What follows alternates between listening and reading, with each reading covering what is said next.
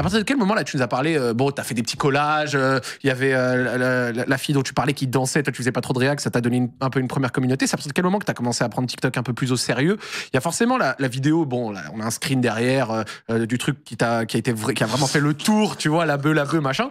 Mais entre le collage de danse et la bœuf, je pense qu'il s'est quand même passé des choses. Il y a un univers. Bah, en fait,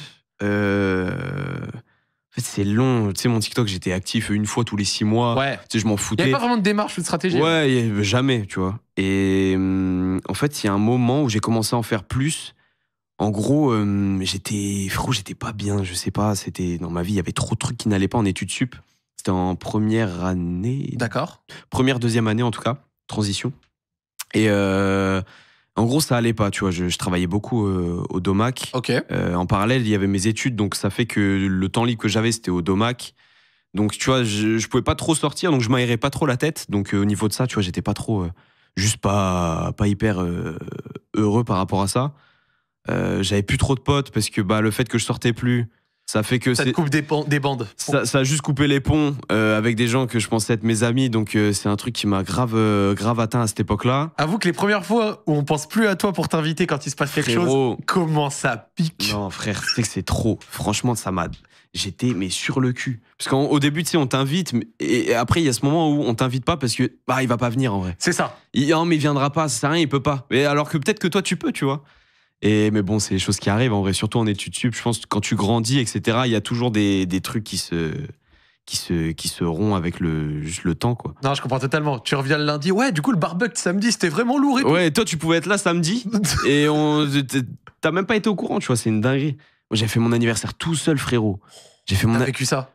Je l'ai vécu une fois, moi aussi, c'est terrible. Frère, tu sais que ça m'a traumatisé. Frérot, mes 20 ans, tu vois, j'étais en coloc avec un pote qui était donc un pote de tout mon groupe de potes.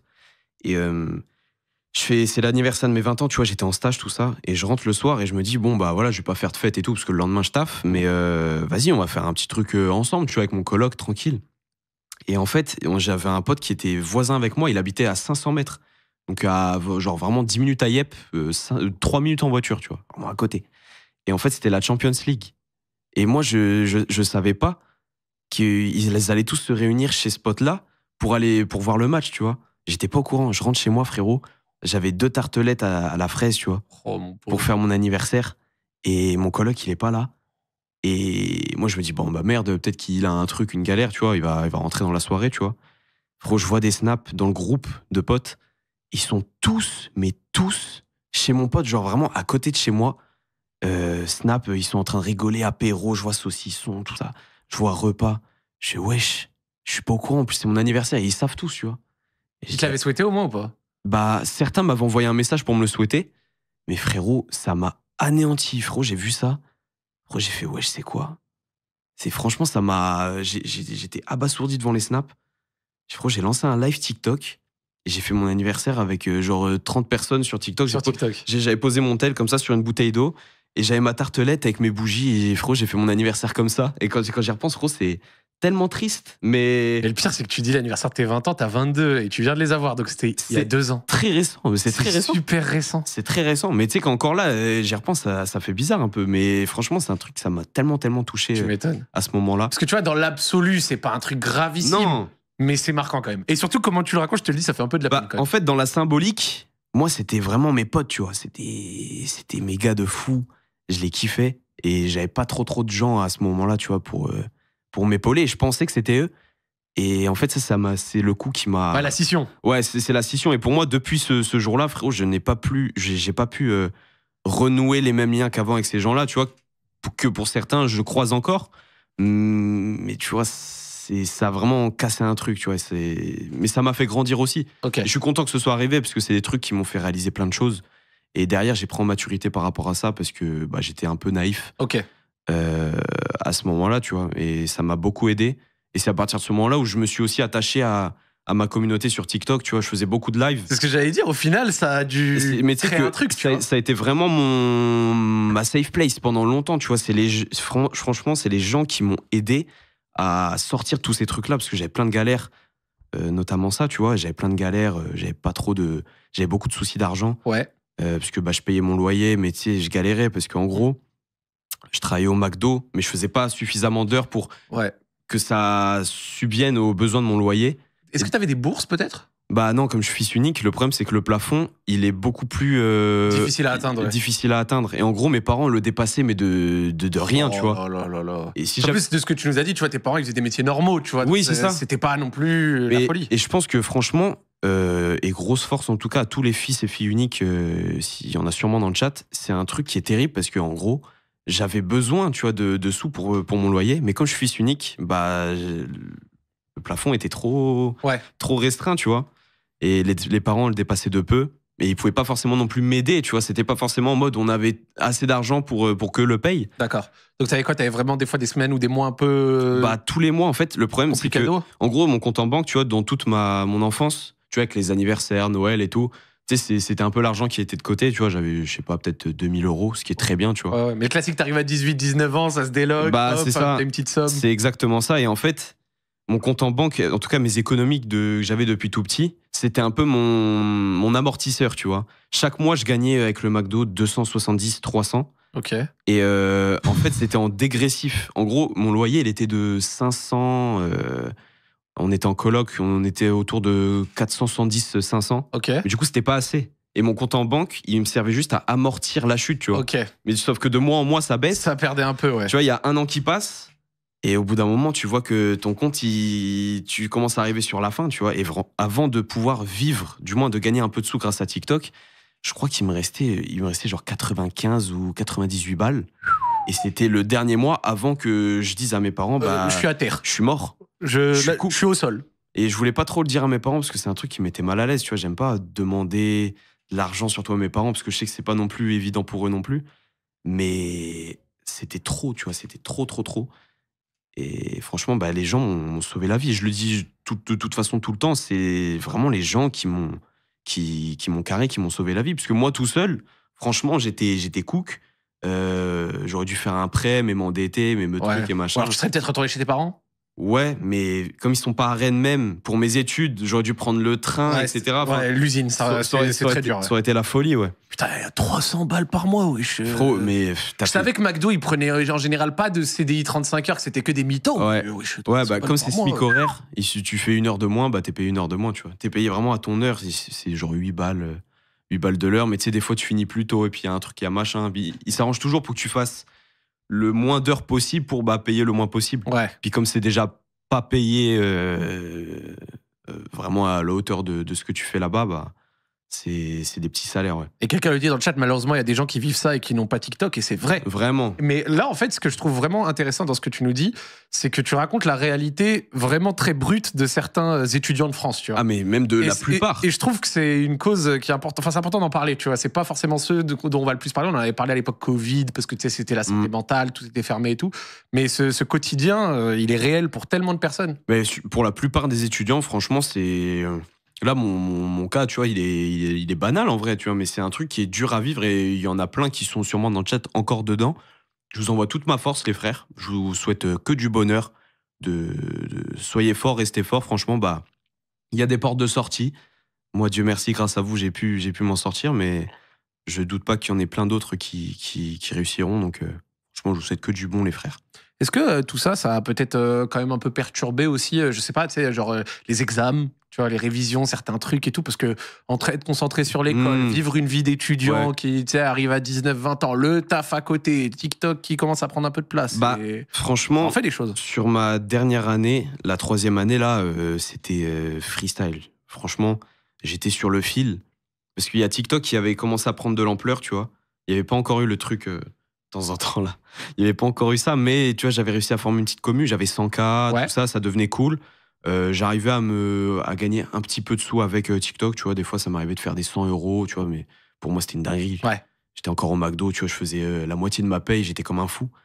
Et ça a aidé le compte à dégraisser un peu. Ah oui, moins non vite, mais frérot, ça m'a... J'ai pu lâcher ça parce que ça m'aidait de fou. Puis même moi, je kiffais personnellement, tu vois, être en live tous les soirs avec ma communauté, parce que c'est pas ce qui me rapportait des sous, en vérité, les lives. Mais c'est ce qui me faisait plus kiffer. Tu sais, tous les soirs, en gros, je rentrais des cours. Je rentrais vers 19h. Et 20h30, je posais mon tel. Je cuisinais. Je faisais que des trucs. Je faisais des pâtes, des pizzas, des trucs. T'étais déjà dans cet appart-là ? que t'as maintenant, ou alors c'était celui de la coloc, donc c'était différent? Celui de la coloc, donc c'était l'ancien. Et je faisais tout dedans. Je faisais des galettes, des crêpes, des trucs, des machins. Je faisais des recettes que je faisais aussi en vidéo parfois, mais je kiffais le faire en live avec les gens et on rigolait de fou, tu vois, avec de la musique. C'était un peu la même ambiance qu'il y a aujourd'hui sur Twitch, mais dans un plus petit comité et c'était beaucoup plus ghetto. Les prémices. C'était vraiment les prémices. Et franchement, j'ai tellement de bons souvenirs de ce moment-là, cette époque en tout cas.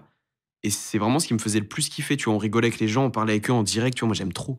Tu sais, t'interagis, c'est direct, l'interaction elle est directe. C'est une drogue au bout d'un moment. Ouais, en fait, tu t'attaches. En fait, la communauté, ça devient un peu. Surtout dans mon cas, c'était les seuls gens avec qui je pouvais parler. Je me livrais de fou, tu vois. Il était tard un peu le soir. Je me livrais, tu vois. C'est ambiance minuit 32, fenêtre ouverte, vraiment, tu vois, petite brise de vent, les cœurs ils s'ouvrent. Tu sais, t'as mangé, t'as le petit coup de barre, t'es là, je parlais toute ma vie, tu vois, et sans complexe, et comme je le fais encore aujourd'hui, même si on est plus en vrai. Ouais, bien sûr. Et c'était vraiment mon refuge. Et c'est vrai que pour les cours, c'était compliqué, parce qu'en gros, mon train de vie, c'était vraiment court, donc 8h, 18h pour la plupart du temps. Je rentrais le soir, vers 19h, quand je taffais pas, du coup. Ouais. Quand je taffais pas, c'était live de 20h30 jusque minuit, 1h.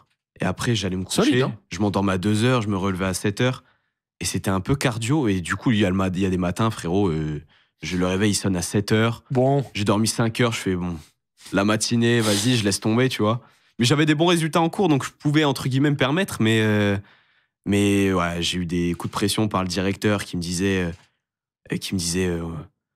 il m'avait convoqué un entretien à un moment. Il m'avait dit c'est pas une école d'influenceurs ici.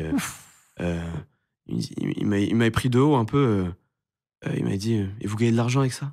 Je dis bah ouais, un petit peu. Et enfin ouais, c'est cool, tu vois, et j'en ai besoin aussi. Tu sais que t'as pas eu de chance, hein. Mais frérot, mais les gens, j'avais l'impression le monde était contre moi à cette époque-là, frérot. Je détestais le monde entier, tu vois. Franchement, le seul truc que j'aimais, c'était mon téléphone avec TikTok. Autrement, je détestais l'humanité, frérot. Tu sais que genre, je peux un peu comprendre ce que t'as vécu, mais ce qui m'étonne, je vais te le dire, c'est que moi, je l'ai vécu un peu avant toi. J'ai fait aussi une école comme la tienne. Ouais. Et moi, alors que c'était à l'époque 2017-2018, bah à l'inverse de toi, ils savaient que je streamais déjà, que je faisais des vidéos. Ouais. Et la directrice à l'époque, dédicace à elle, j'étais à l'INSEC, elle m'avait compris. Et ils étaient tolérants sur de temps en temps certains matins, des trucs comme ça. Toi, t'as fait ça en 2021-2022. À ce moment-là, le métier de la création de contenu était quand même plus connu et ils t'ont cartonné comme ça. Ouais, bah après, moi, je pouvais pas prétendre que ce soit mon métier, tu vois. Ouais, bien sûr. Moi, à aucun moment, je me suis vu en faire de ça ma vie, tu vois, même si j'aurais kiffé. Et bah, actuellement, je kiffe de fou, tu vois.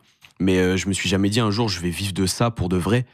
Mais je kiffais ça et pour aucun prétexte, je voulais le mettre de côté pour mes études parce que je sentais que cette école, c'était pas forcément le truc du siècle, c'était pas ce qui allait m'ouvrir le plus de portes. Et moi, je voulais juste kiffer, faire quelque chose qui me plaît pour une fois, tu vois. Et c'était le seul moyen de faire quelque chose qui me fait vraiment kiffer. Et tu sais, c'est les écoles qui se disent on soutient vos projets, on est derrière vous, on kiffe. Non, franchement, tentez des trucs, de la musique, nous on est là, vous venez nous voir, tout ça. On est une famille. Ouais, on est une famille, ouais, c'est ça. Je vais pas être vulgaire, mais franchement, c'est que des conneries. Faites très attention, en tout cas, par rapport à ces écoles-là. Mais vraiment, les amis, on est une famille, ajoutez ça à votre liste de red flags. Ouais, que ce soit société, école, tout ce que tu veux. Et les écoles Peace and Love, ah, c'est cool, c'est top, franchement, c'est top ce que tu fais, tout ça. Ouais. Puis dès que tu loupes un cours, ah, mais non, mais j'ai fait ce projet-là, ouais, on s'en fout. Ça y est, c'est pas une école d'influenceurs ici. Alors que moi, j'ai jamais été influenceur, tu vois, je fais juste des vidéos et des lives. Non, mais on s'en fout. Ouais, tu gagnes de l'argent, mais ça y est. Et tu mettras ça de côté. Là, tu vas rater ton année. Tu l'auras pas, ton diplôme. Et tu vois, on te met une pression, un truc. Et ça sert à rien, tu vois. Bien sûr. Ça sert à rien. Et c'est là où, tu vois, il y a aussi une espèce de confusion parce que par rapport à un truc que tu dis, et j'ai trouvé ça intéressant. Après, là, pour le coup, c'est juste de la sémantique, du vocabulaire, donc c'est pas très important. Mais c'est la confusion entre influenceur et créateur de contenu. Ce que tu faisais à ce moment-là, tu faisais pas d'OP, tu vendais pas de marque, tu faisais rien. Tu créais du contenu. Ouais, c'est pas la même chose. L'influence découle de ta création de contenu, mais le métier à la base, c'est créateur de contenu. Donc à ce moment-là, t'étais pas influenceur, t'étais créateur de contenu. Et puis même encore aujourd'hui, pour moi, je suis pas influenceur et je ne serai jamais influenceur. Tu vois, pour moi, c'est un titre, tu vois, j'aurais jamais la prétention de dire j'influence des gens et je fais rien pour influencer des gens. Bah oui. Moi, je suis juste moi-même, je crée des vidéos, je fais des blagues, je fais des lives, je fais de l'humour, mais au grand jamais je vais faire des choses pour inciter des gens à faire ça ou ça, même si c'est positif, tu vois. C'est pas du tout la démarche et ça le sera jamais. Et c'est vrai qu'il y a encore ce truc un peu tabou, tu vois. On a la mauvaise image des influenceurs en mode OP, scam, tout ça. Mais moi, ça a jamais été ça, tu vois. Et ça, ils ont eu du mal à le comprendre. Et après, ça a un peu explosé. Il y a eu la trend, du coup, de temps en temps, je fume du crack, là. Il y avait eu cette trend-là. Et en fait, le directeur de l'école, il avait une fille. Et cette fille, du coup, elle a dit, mais attends, il est dans ton école. Et tu vois, elle m'avait apparemment connu par rapport à ça. Et c'est là qu'il avait capté que, bah, en fait, bah, il y avait il y a un truc qui avait pris un peu d'ampleur, tu vois. Et la tête de ouf. Ça avait pris un peu d'ampleur. Ouais, c'est vrai la première fois que je t'ai vu. Hein. Frérot, mais tu sais que c'est terrible. Tellement de gens qui ont cru que j'étais débile à ce moment-là. Tout le monde pensait que j'étais juste un fou. Moi, je te cache pas que quand j'ai vu ça, je me suis dit, c'est quoi ça encore ? Bah oui, bah non, mais normal. Mais quand tu vois que t'as pas le contexte en plus, tu te dis, mais c'est un fou, tu vois. Mais tu sais que la première fois, je l'ai vu quand, ce truc-là ? Ouais. Ma grande sœur au Maroc, qui le chantait. Et j'ai dit, mais qu'est-ce que tu me racontes ? Et elle m'a montré. Et c'est comme ça que je t'ai découvert. Putain, c'est une dinguerie. Mais tu sais que ce truc-là, j'ai eu du mal à m'en défaire. Bah après, c'est cool, ça m'a tellement boosté. Tu m'étonnes. Donc, tu vois, je vais jamais cracher dessus, mais. C'est vrai. Mais ouais, et quand le directeur s'était rendu compte de ça, il avait complètement retourné sa veste. Il était en mode, ah, j'aimerais bien que tu prennes la parole à l'école pour faire un discours et machin. Oui, Frérot, oui, c'est ça. Croisy. Mais en fait, il me menaçait, entre guillemets, en mode, ça serait bien que tu le fasses pour ton diplôme, tout ça. Moi, j'ai dit, vas-y, je vais le faire. Sauf qu'en fait, je les ai scam. Je me suis dit, je vais prendre la parole devant tout le monde, devant les gens de l'école, mais je vais dire, n'écoutez pas ceux qui vous mettent des bâtons dans les roues, les entretiens. J'ai commencé à poucave un peu, mais implicitement, tu vois. Et le directeur était dans la pièce. Donc, en fait, il savait que je parlais de lui. Et je disais, puisqu'on me posait des questions, en gros, c'était un peu une FAQ, tu vois. Ouais, je vois. Et il me disait des questions, et comment t'as fait, comment tu trucs, alors que frère, moi, je savais même pas comment j'avais fait tout seul. Donc, je répondais juste aux questions et juste, je faisais que tu vois, des petits distracts, mais discrets. C'était que des pics en mode, voilà, écoutez pas à l'école, on va vous dire si, ça, en vrai, ça sert à rien, c'est que des conneries. Et je voyais qu'ils avaient le seum, et le directeur était venu me voir, il dit, ah ouais, toi, tu sens qu'on t'a pas trop aidé et tout. Je dis, ah bah non, pas du tout. Vous avez fait tout l'inverse, tu vois. Ah non, frère. Et il était en mode, ah, on est désolé, franchement. Tu vois, c'est ça que j'ai pas aimé, franchement. Ouais, ça respirait pas la sincérité. Ouais, non, franchement, j'ai pas aimé. Moi, en fait, je suis quelqu'un de très, très transparent, tu vois, et si tu m'aimes bien, tu m'aimes pas, tu m'aimes pas, tu vois, libre à toi, mais tu vas pas me mentir ou chercher des ruses, des trucs, des machins pour. Tu vois, c'est ça que j'ai vraiment ressenti à travers, en tout cas, cette école-là, et je pense qu'il y en a plein d'autres. Et je déteste ça, tu vois, la malhonnêteté. La fausse bienveillance. La fausse bienveillance. Tu te fous de la gueule des gens, en fait, et tu te fous de la gueule de jeunes qui, parfois, t'en as plein, qui font des prêts avec leurs parents, qui ont pas de tal. Moi, c'était pas mon cas, mes parents avaient de côté, mais ils ont mis tout dedans, tu vois. Ils avaient de côté, et c'est le cas de plein d'autres gens. Tu mets dans une école avec de l'espoir d'eux, tu vois. La réussite de ton enfant. Frérot, ouais. Et tu te rends compte au bout de 3 ans qu'on te raconte que des conneries et qu'en vrai, tu regardes 3 vidéos YouTube et tes 3 ans de diplôme, elles ont servi à rien, tu vois. Et ça, c'est un truc, ça m'a tellement dégoûté. Et surtout que vraiment, je vais être honnête, tu vois, genre, moi, je suis un peu plus âgé que toi, et nous, à l'époque, on avait encore, et je pense que vous l'avez aussi, tu vois, cette sacralisation du diplôme extrêmement important et tout. Et depuis, j'ai eu l'impression que, je sais pas s'il y a une étude menée autour de ça, vous me dites dans le chat ou dans les commentaires YouTube, mais qu'il y a eu effectivement, depuis 2010, tu vois, à peu près, je dirais, tu sais, ces écoles fabriques à diplômes qui sont arrivées, qui ont du coup donné des tonnes de gens diplômés dans tous ces trucs de marketing, tout ça. Ouais. Et ça a envoyé à la chaîne des gens qui arrivent en bac plus 5 et qui sortent à 1008, tu vois. C'est ça, mais en plus, tu payes ton diplôme en vrai. Ouais. Tu payes même pas, parce que franchement, la première année, d'accord, tu vas avoir des bas. La première année, d'accord. Deuxième année, tu sens que ça commence un peu à tourner en rond. La troisième année, c'était une pâle copie de ma deuxième année. Tu vois, j'ai rien appris. J'ai aucune base. Là, aujourd'hui, tu me dis fais un SWOT, je sais même pas le faire, sachant que le SWOT, les trucs comme ça. SWOT, Porter et compagnie. Frérot, franchement. Ça, c'est des trucs qu'on a pas entendu depuis longtemps. Mais en plus, déjà, premièrement, enfin, non, si, c'est utile, mais c'est pas des trucs. Tu vas pas payer ton année 8 000 € pour apprendre à faire un SWOT, tu vois. Ouais, totalement. Les Pestel et compagnie. Frère, il y en a, tu fais STMG, tu l'apprends, tu vois. Après, moi, j'ai pas fait STMG, du coup, je savais pas, mais. Bien sûr. Enfin, tu vois, c'est pas des trucs, c'est pas des vrais trucs. On t'inculque pas des. Ouais, bien sûr, évidemment. Tu vois, c'est ça qui m'a dégoûté, franchement. Et on va même apporter un peu de nuance. Là, on discute vraiment d'un point de vue, tu sais, sur les écoles de commerce et tout. Mais évidemment qu'il y a des tonnes de métiers ou de champs où les études, c'est cool. Hein, on est pas Ah, en mais train de oui. dire les études, ça sert à rien. Ah oui, Les gens oui. qui font des trucs médecine, des trucs très techniques, architecte, ingénieur, ce que tu veux. Bref, Ah, mais oui. je vais pas tous les citer. Bien sûr. Mais évidemment qu'il y a des trucs plus techniques où c'est très utile. Hein. Ne vous me prenez pas, on n'est Ouais. pas en train de dire les mecs faites pas d'études, ça pue sa mère. C'est pas le sujet. Après, il y aura que des chômeurs, ce sera notre faute. Non, franchement, c'est important les études. En tout cas, de se coffrer une sécurité. En tout cas, pour moi, c'était le cas. J'ai coffré mon bac +3 et je suis très content. Et je pense que si je l'avais pas coffré, j'aurais pas fait tout ça. Mais il faut faire attention, en tout cas, où on va, dans quelle filière on va. Moi, je suis pas bon en maths. Ça m'aurait fait chier d'être dans la littérature. Je suis allé dans la com. Bon, bah, ça n'a pas forcément été le meilleur calcul. En tout cas, il y avait peut-être de meilleures écoles. Et il y a des très bonnes écoles de com. Juste, je pense qu'il faut vraiment se renseigner, vraiment faire attention. Oui. Pas aller n'importe où, pas aller n'importe quoi avec n'importe qui, parce que bah, tu peux vite tomber des nues, puis c'est cher. Ouais. C'est cher. Donc, il faut vraiment faire attention à ça. Et puis, si vous avez des bonnes notes et que vous arrivez à aller dans les meilleures écoles, là, effectivement, ça peut être. Faites-le.